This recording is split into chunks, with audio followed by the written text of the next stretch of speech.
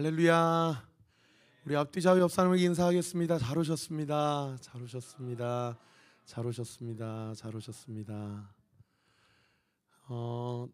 내일은 한글날이어서 공휴일인데 이제 미리 좀 공지했으면 참 좋았을 텐데 그래도 혹여나 이렇게 가족끼리 행사나 모임이 있으시면 어쩔 수 없지만 혹시 특별한 스케줄이 없으시면 내일 교회로 오셔서 같이 한 1시간 정도 물티슈 가지고 전도도 하고 또 교회 맛있는 것도 먹고 영화도 보고 또 보드게임도 하고 그랬으면 좋겠다라는 마음이 있어서 스케줄이 있으시면 어쩔 수 없고요. 특별한 스케줄이 없으시면 내일 한 점심 이후로 제가 시간을 카톡창에 공지를 할 테니까요. 편안한 마음으로 편안한 복장으로 오셔서 공유를 함께 시간을 보내면 좋을 듯 합니다.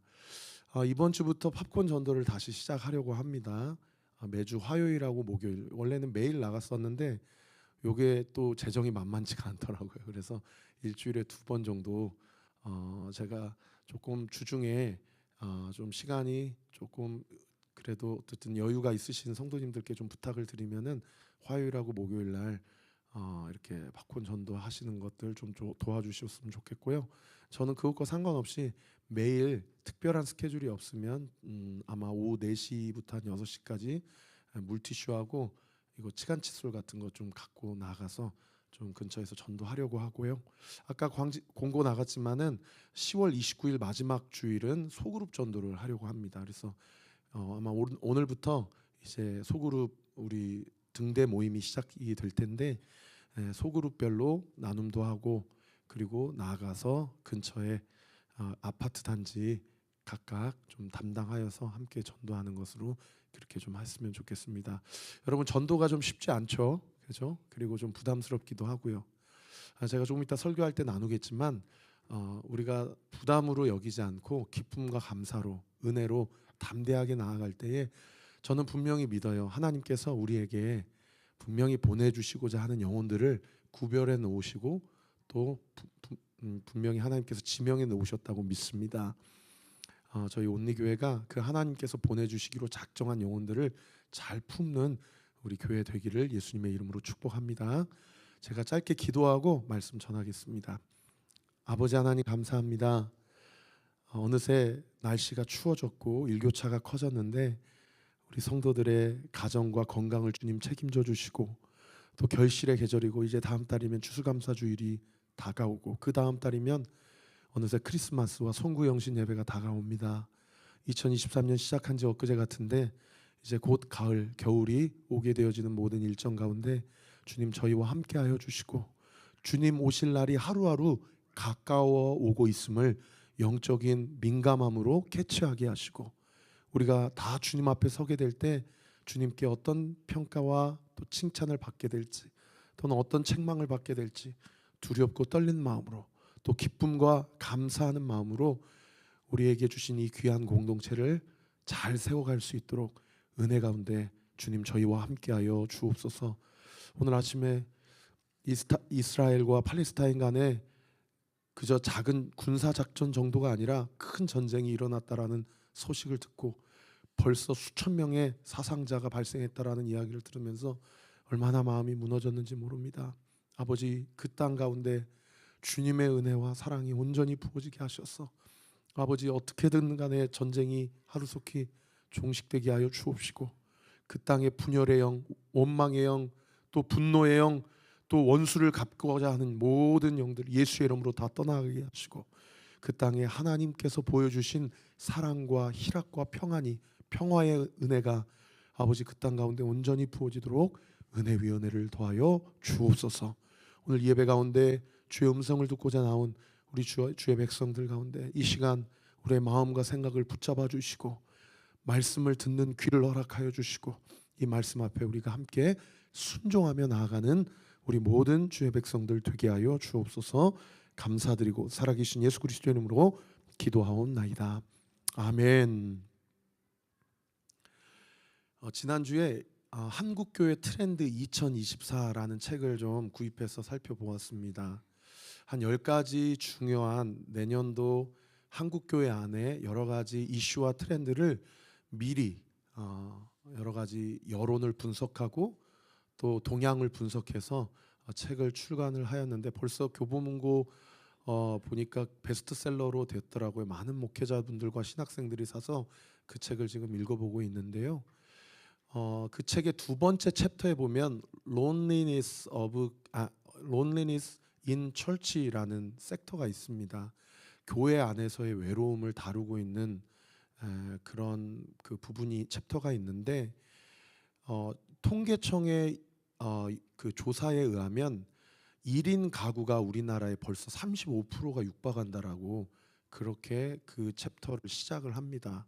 그러니까 우리나라의 3명 중에 1명은 혼자 사는 그런 시대가 되었다라는 거죠.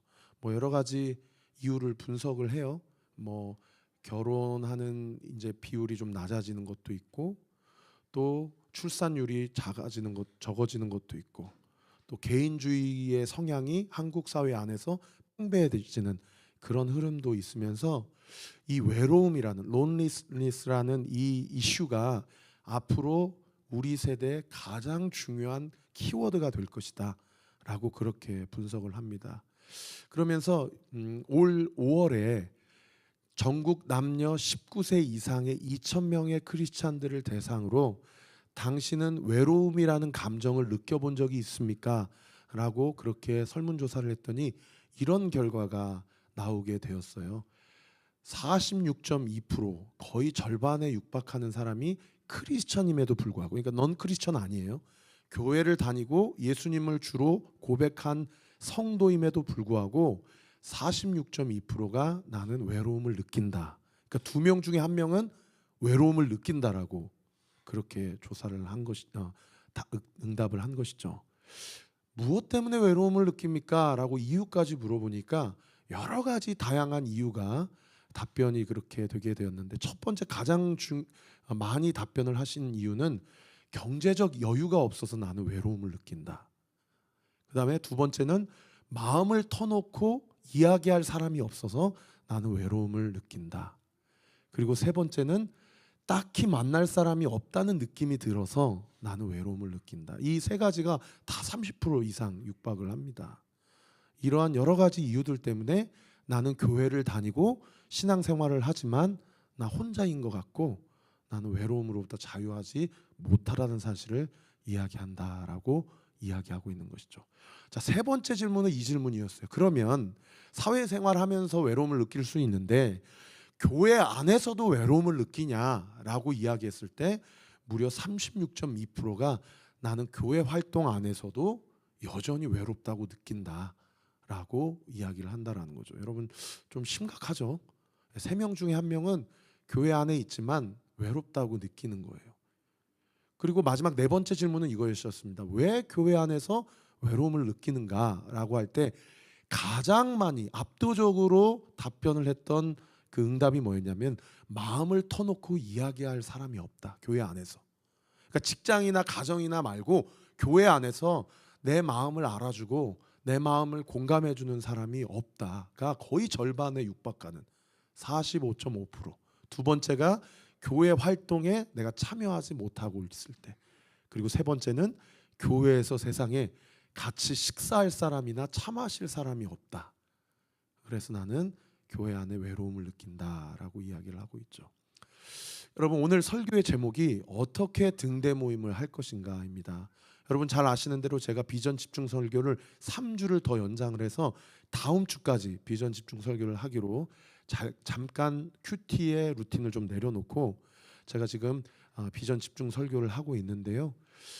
지난주 말씀은 우리가 왜 등대 모임을 해야 되냐, 우리가 그냥 이렇게 대그룹 예배로 하나님 앞에 예배 드리는 것으로 왜 충분하지 못하냐라는 것을 이야기했다고 한다면, 오늘은 왜 등대 모임을 해야 되는 것을 알았다면 그러면 어떻게 등대 모임을 할 것인가에 대한 방법론을 좀 여러분과 함께 짧게 이야기하고자 합니다. 사실은 9월 둘째 주에 전교인 워크숍 때 이런 답변이 나왔어요. 목사님, 소그룹 나눔을 어떻게 해야 될지 좀 교육을 해주세요.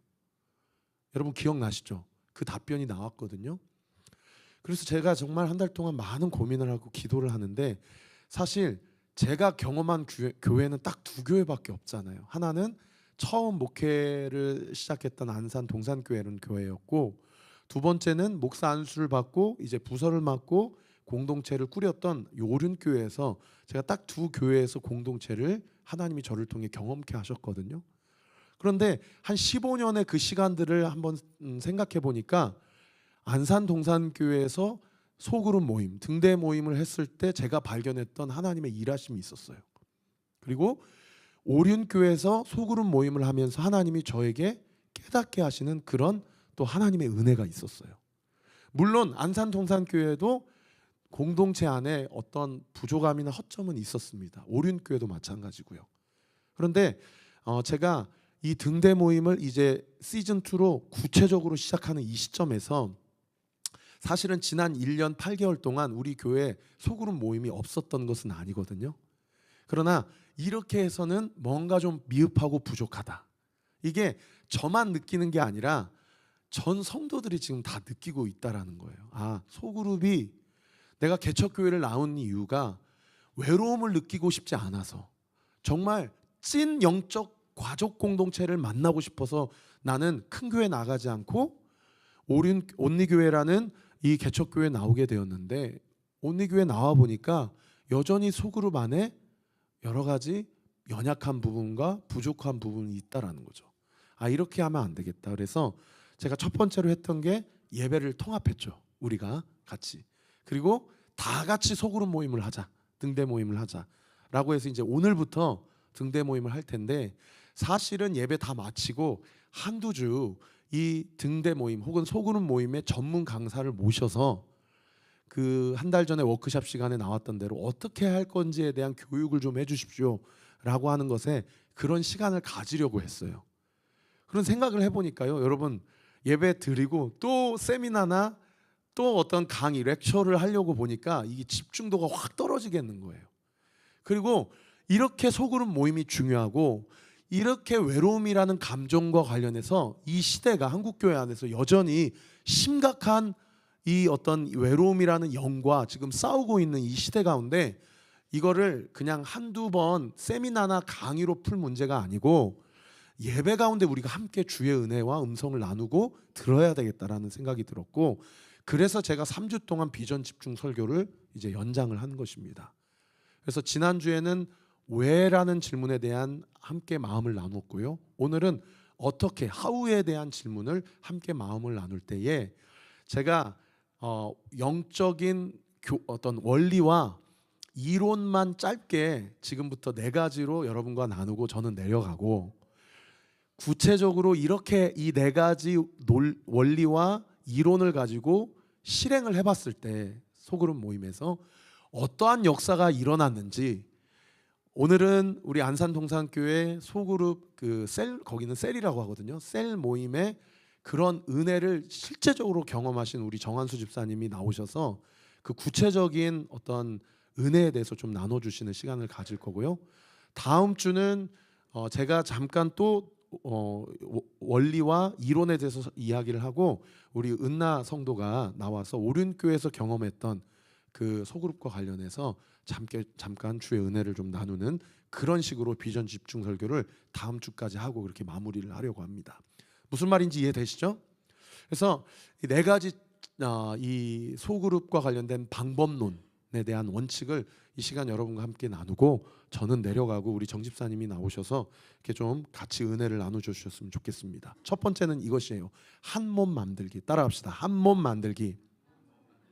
저는 이것을 웰컴이라고 그렇게 명명을 했어요.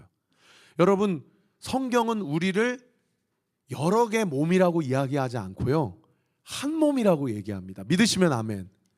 우리는 한 몸이에요. 따라합시다. 우리는 한 몸이다. 그러면 우리의 몸의 머리는 누구예요? 예수님이에요. 믿으시면 아멘. 그래서 우리는 예수님과 연결되어 있어요. 그래서 모든 명령을 예수님께로 받는 것이고요, 예수님이 하라는 대로 해야 될 책임과 의무가 있는 자들이 바로 성도, 교인이라고 할 수가 있는 거죠. 우리가 한 몸이니까 우리가 해야 될 일이 뭐겠어요? 첫 번째로 우리 서로를 알아가야 돼요. 관계를 쌓아가야 돼요. 우리 서로 잘 모르잖아요, 그죠? 그래서 이제 첫 번째 텀은 우리 찬양팀끼리, 저 스태팀끼리 또 그렇게 하기도 하지만 이제 내년 2월까지만 그렇게 하고 3월부터는 또 다 섞을 거예요. 예. 그 다음에 또 다 섞을 거고. 그래서 서로를 알아가야 돼요. 요즘에 오늘 우리 나오셨지만 우리 지유 어머니 아버지 그 할아버지죠. 외할아버지 노승용 장로님 지금 강남 삼성병원에 지금 입원해 계신데 얼마나 기도하는지 몰라요. 하나님 이 암세포 다 떠나게 하여 주옵소서. 아버지 우리 장로님을 살려 주옵소서.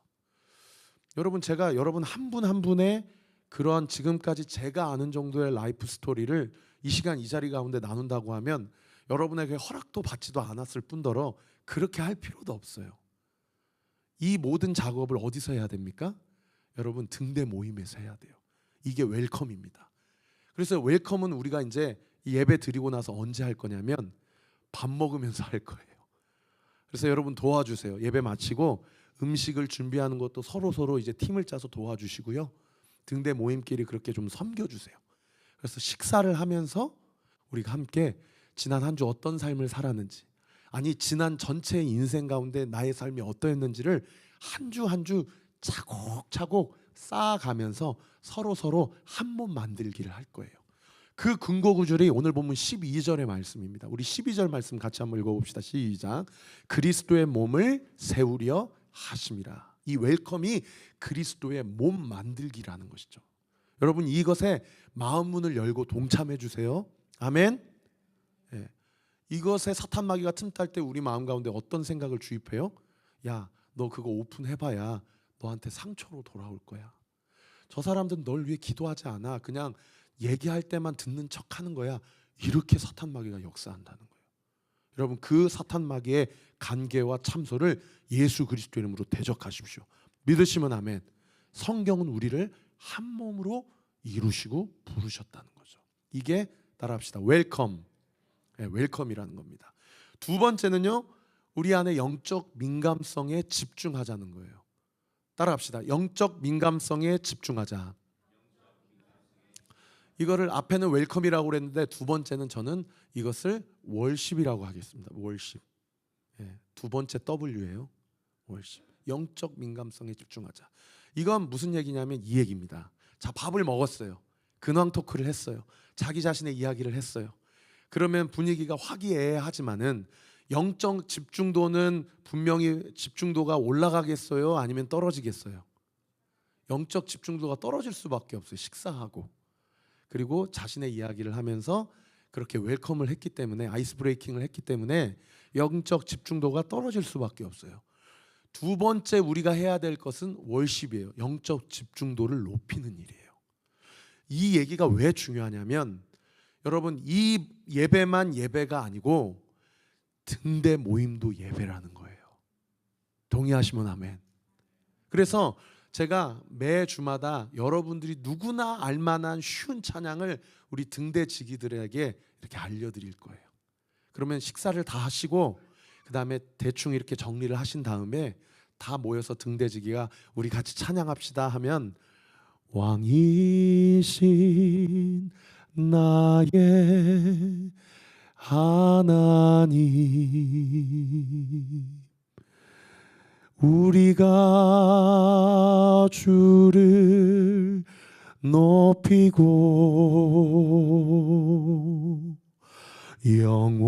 영원히 주의 이름을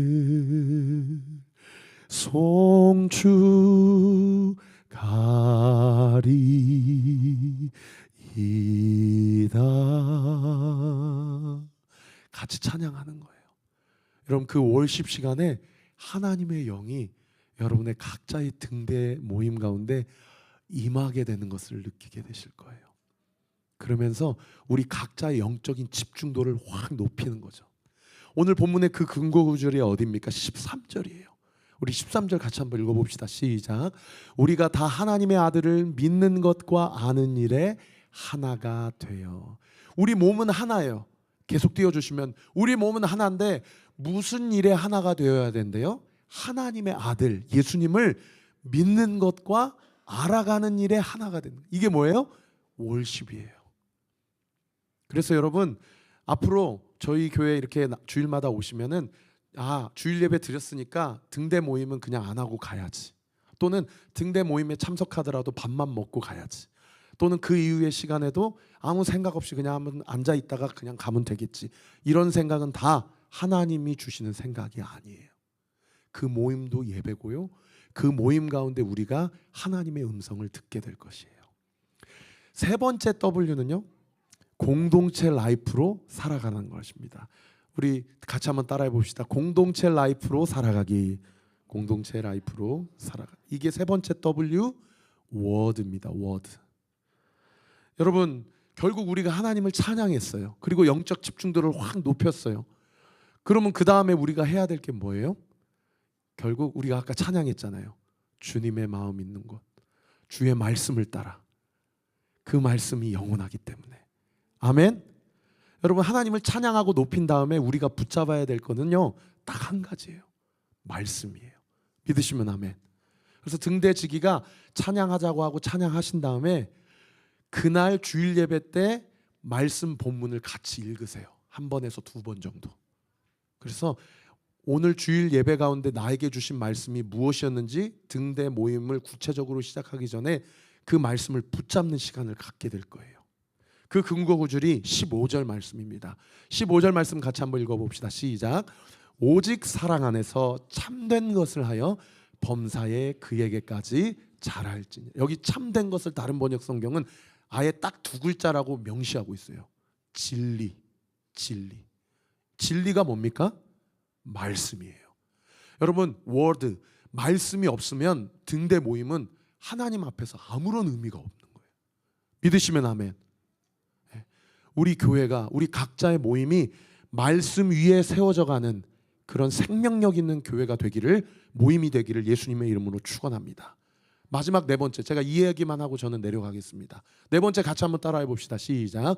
소그룹 전도를 통해 성장하기. 이것을 마지막 네 번째 W라고 하는데요, 워크, 사역이라고 저는 명명하였어요. 소그룹 전도를 통해 성장한다는 거예요.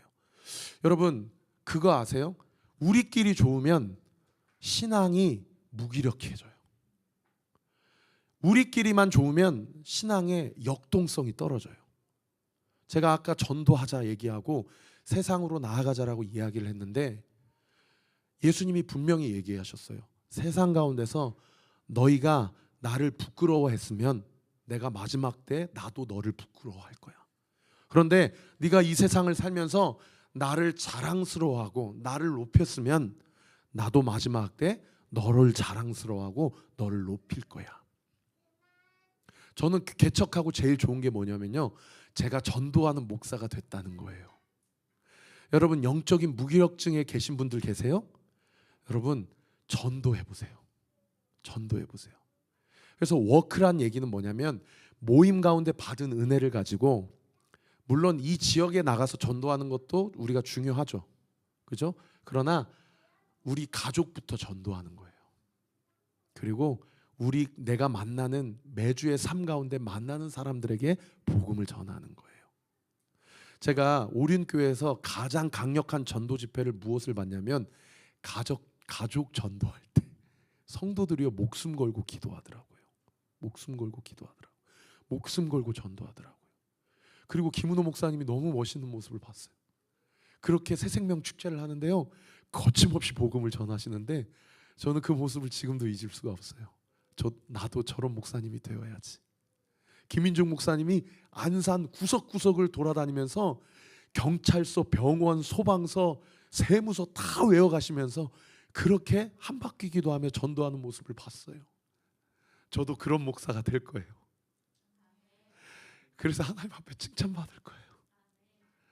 여러분, 제가 여러분의 남편, 제가 여러분의 아내, 제가 여러분의 아버지, 제가 여러분의 어머니, 제가 여러분의 가족을 위해 기도하시는 것처럼 우리 서로를 위해서 기도했으면 좋겠어요. 불신자 가족을 위해서 같이 기도하고, 내가 만나는 사람들을 위해서 그들이 나를 통해서 예수님을 믿을 수 있도록 같이 전도하는 그런 신앙의 역동이 있는 그런 교회가 되었으면 좋겠어요. 우리 정한수 집사님이 나오셔서 계속해서 말씀을 전해주시겠습니다. 나오실 때 큰 격려의 박수 해주세요.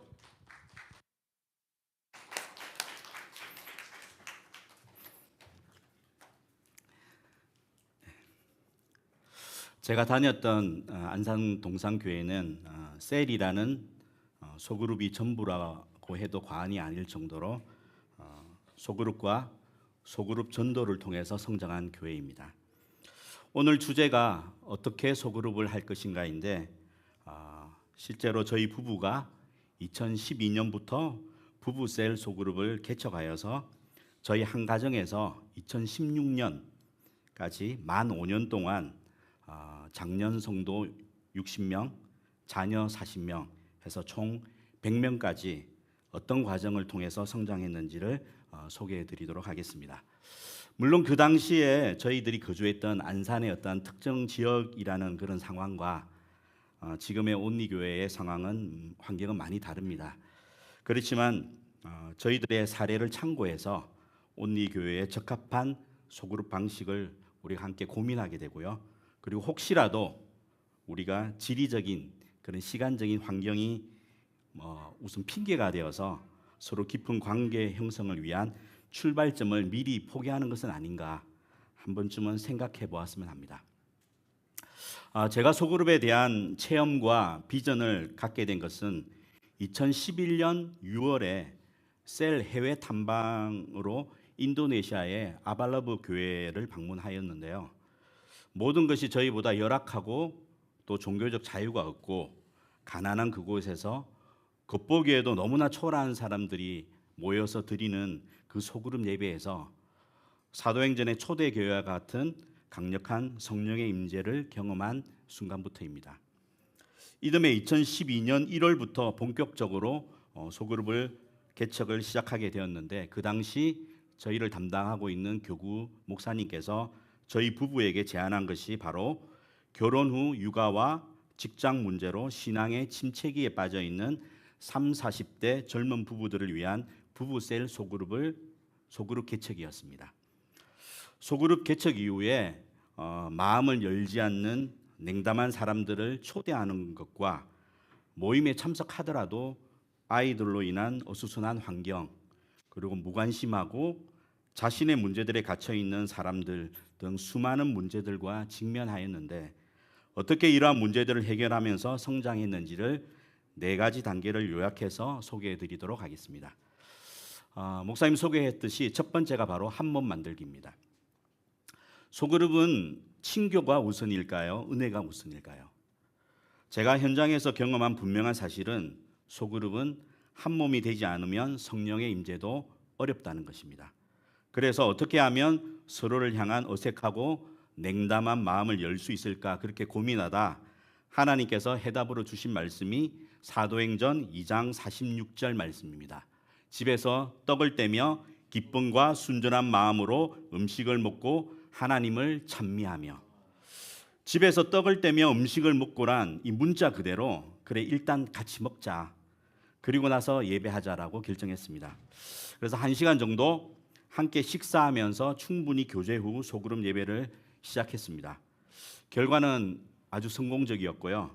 심지어는 예배 분위기도 음식의 질에 따라서 달라졌습니다.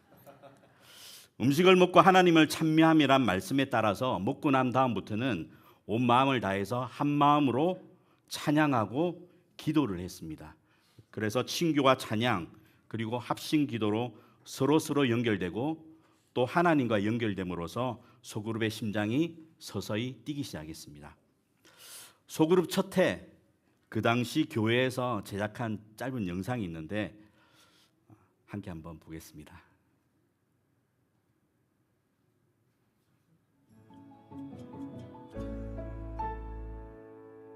그 셀을 시작했을 때 그 혼자 나갔었어요. 근데 나가기가 좀 싫었었거든요. 나가야 된다고 생각을 했기 때문에 나가고 있었는데 그렇게 큰 은혜는 안 됐던 것 같아요, 사실. 근데 그 부부셀 오면서 여기에 그 일원이 되면서 그 좋아서 나가는 그런 그 느낌이었어요. 제가 좀 최근에 허리가 좀 안 좋았었는데 그 여기 셀원들의 기도로 인해서 허리가 좀 많이 좋아졌어요. 솔직히 말하면 다른 셀 예배보다 더 특별해. 부장님이랑 부장님이 부부잖아요. 그러니까 그 두 분의 헌신, 그 사랑이 너무 많이 느껴져요. 저는 고백하기를 한 주간에 살아갈 힘을 여기에서 다른 집사님들의 삶을 통해 이렇게 삶 나누는 고래를 할 때 정말 여기는 대단하신 분들이 많아요.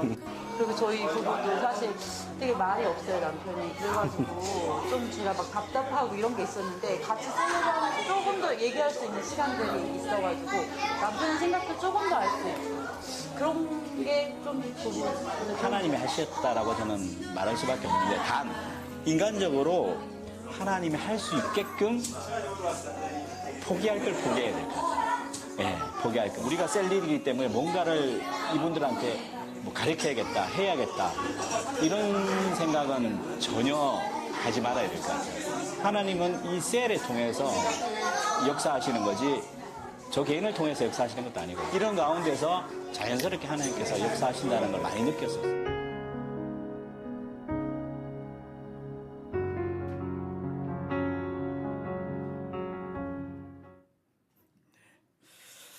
십 년 전이라. 네. 두 번째는요, 영적 민감성에 집중하기입니다. 성령의 임재를 체험하는 공동체가 되자. 많은 소그룹들이 범하는 실수 중에 하나가 예수 그리스도의 이름으로 모이긴 하지만 정작 하나님께 묻지도 듣지도 않는 경우가 많이 있습니다. 대부분 리더나 몇 분의 신앙 경험이나 지식에 의존하여 모임을 진행하거나 아니면 잡담이나 인생 상담 또는 친교 모임 정도로 진행되곤 합니다. 마태복음 18장 20절에 두세 사람이 내 이름으로 모인 곳에는 나도 그들 중에 있느니라. 소그룹에서 성령의 임재는 하나님께서 주신 분명한 약속이기 때문에 저희 소그룹은 철저히 영적 민감성을 가지고 공동체를 통해서 일하시는 하나님을 철저히 믿고 따라갔습니다. 그 결과로 공동체 안에서 치유와 회복이 일어났고 자신의 기도를 통해서 다른 지체가 세워지는 체험을 해가면서 마치 지금의 온리 교회의 비전과 같은 하나님을 예배하고 예수님으로 거듭나고 성령이 이끄는 삶을 살아가는 공동체로 성장해 갔습니다. 세 번째는 공동체 라이프로 살아가기입니다. 사람은 누구를 만나고 어떻게 시간을 보내는지가 매우 중요합니다. 일주일 내내 세상 것에 마음을 뺏기고 자기 방식대로 살아가다 소그룹 몇 시간만으로 사람들이 달라질 수는 없겠죠. 또한 누구나 자신만의 공간에 다른 사람이 다가온다는 것은 매우 부담스러운 일입니다. 그래서 때로는 우리는 예수님께조차도 안전거리를 유지하면서 일주일을 살아가지 않습니까? 하지만 공동체 라이프로 살아가기 위해서는 이러한 부담스러운 일상까지도 오픈할 수 있는 친한 사이가 되어야 된다고 생각했습니다. 그래서 비록 경제적인 부담과 불편함이 있었지만 아내의 헌신으로 초기 1년 동안 저희 집에서 매주일 저녁 식사를 제공했고 이후에도 저희 집에 일주일에 몇 번씩 언제라도 모일 수 있는 음식과 친교를 나눌 수 있는 아지트로 제공을 했습니다. 커피, 운동, 캠핑, 영화, MT, 파티 등을 함께하면서 저희들만의 공동체 문화를 만들어가며 서로의 일상을 함께하기 시작했습니다. 그 결과로 가장 친한 친구가 소그룹원들이 되었고요. 언제든지 부담 없이 신세질 수 있는 사람이 바로 소그룹 식구들이 되었습니다. 돈과 가족에만 갇혀 있는 신앙에서 서로의 영혼에 관심을 갖게 되고 서로의 아픈 마음도 알게 되어 중보하며 의지하는 공동체로 자라나게 되었습니다. 네 번째는 소그룹 전도를 통해 성장하기였습니다. 소그룹의 생명력이 있느냐 없느냐는 지속적으로 성장을 하느냐 못하느냐로 판단해도 과언이 아닙니다. 저희는 부리들을 훈련시켜 매년 새로운 리더로 세워서 기존에 저희가 맡고 있는 소그룹을 그들에게 맡기고 저희 부부는 다른 새로운 부리들을 세워서 또 다른 소그룹을 매년 개척을 했습니다. 교회 공동체에서 교회 공동체와 단절된 그런 성도들을 만나고 설득해서 소그룹에 정착시키고 또 불신자들을 저희들의 소그룹 문화와 부활절, 성탄절 파티에 초대하는 소그룹 전도를 통해서 매년 새로운 소그룹을 개척할 수 있었습니다.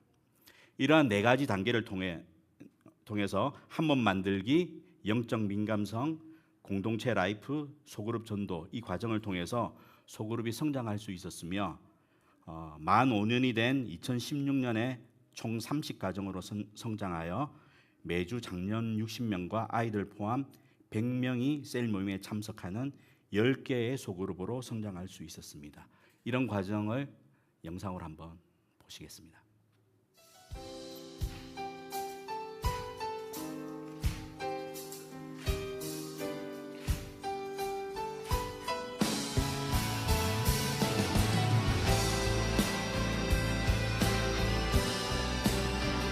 오늘도 우리를 부르시며 인도하시는 주님 찬양합니다. 내 앞에 주어진 매일의 삶을 살다가 보면 그곳에 날 향한 계획 섭리가 있다네. 매 순간 나에게 요구하시는 작은 믿음들 그곳에 날 향한 계획 섭리가 있다네. 지금 여기 계시며 말씀해 주시는 하나님 내 삶에 역사하시는 신실한 나의 하나님을 찬양해. 네, 저기 있는 사람들이 다 저희 셀원 공동체 식구들이었습니다. 이렇게 항상 좋은 일만 있으면 좋을 텐데 항상 고난이 따르죠. 저희가 살고 있는 집에 대해서 잠깐 간증을 하도록 하겠습니다. 한참 소그룹이 부흥하던 2015년에 저희 회사가 거래처의 고의적인 부도로 완전히 파산하면서 저희 집을 포함해서 전 재산을 처분해서 빚을 갚아야 되는 상황이 있었습니다.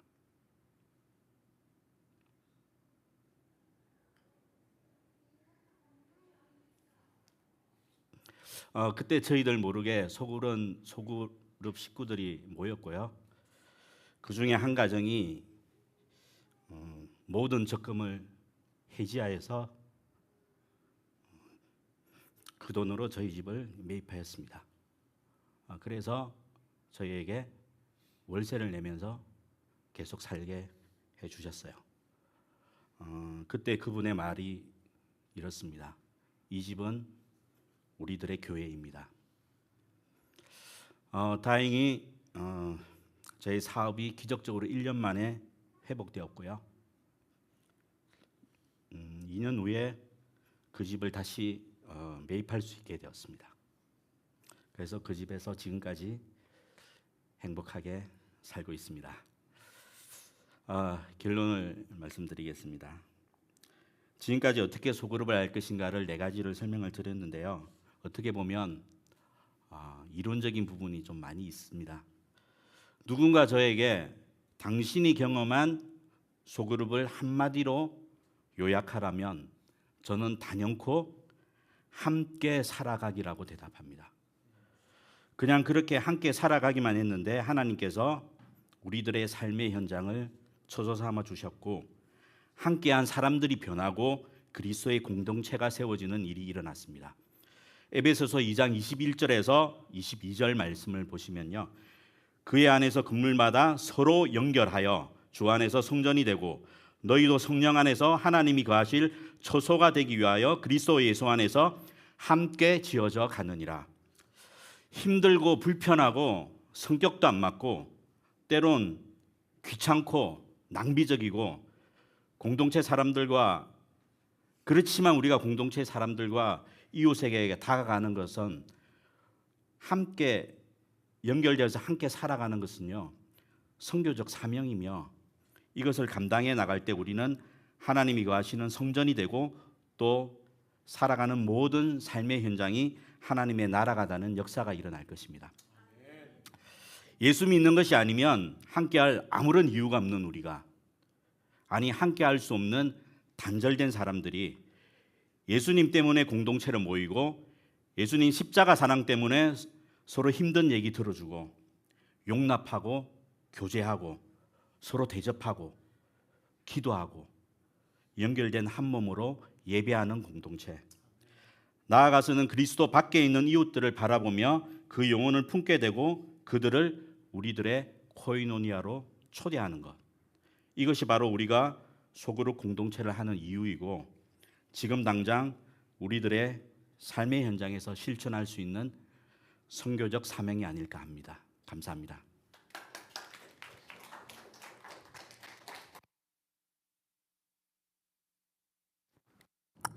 예, 우리 찬양팀 우리 같이 찬양합시다. 여러분 우리 정 집사님의 저는 제가 부교육자로 있을 때 사실은 옆에서 이렇게 쭉 지켜보면서 사실 목회자가 할 수 없는 일들을 정말 한 가정이 이렇게 하는 것들을 보면서 이것은 목사라고 해서 할 수 있고 목사 아니어서 못하는 것도 아니고 반대로 평신도만 할 수 있고 목사는 못하는 것도 아니구나. 이거는 우리가 할 수 있는 일이고 또 어떤 의미에서는 하나님께서 우리를 통해 하게 하시는 일이구나 라는 생각을 참 많이 들었어요. 우리 아까 찬양팀 이렇게 모여서 여기서 같이 기도하는데 그런 생각이 들더라고요. 상호경제가 기도하면서 오늘 이 예배가 마지막 예배인 것처럼 우리 예배 드리자고 그렇게 기도 제목을 던져줬는데 기도하면서 주님이 나를 위해 지불하셨던 대가를 생각해 보니까요, 그분은 그야말로 올인하신 거예요.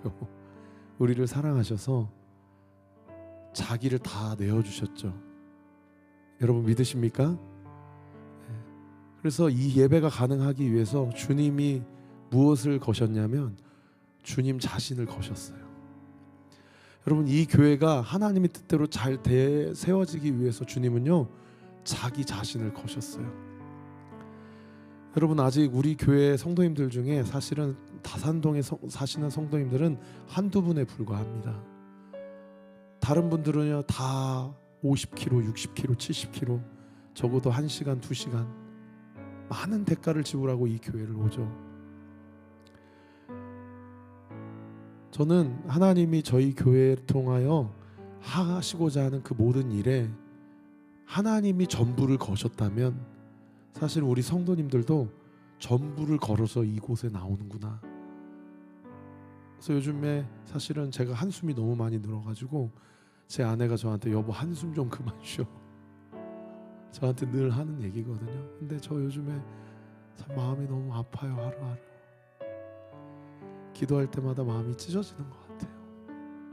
저의 연약함 때문에, 저의 부족함 때문에, 그리고 우리 성도님들의 너무 큰 아픔 때문에 제가 너무 힘들더라고요. 그런데 어제 이렇게 처음 등대 모임을 하고 리더들이 또는 우리 정 집사님이 저한테 목사님이 힘을 내셔야 됩니다. 목사님이 힘을 내셔야 됩니다. 그 얘기가 하나님의 음성으로 들리더라고요. 사랑하는 성도 여러분, 우리 주님이 우리를 위해 모든 것을 거셨듯이 우리도 함께 교회를 세워가면서 모든 것들을 걸고 함께 살아가고 또 함께 세워가는 우리의 삶이 되기를 원합니다. 우리 마지막 찬양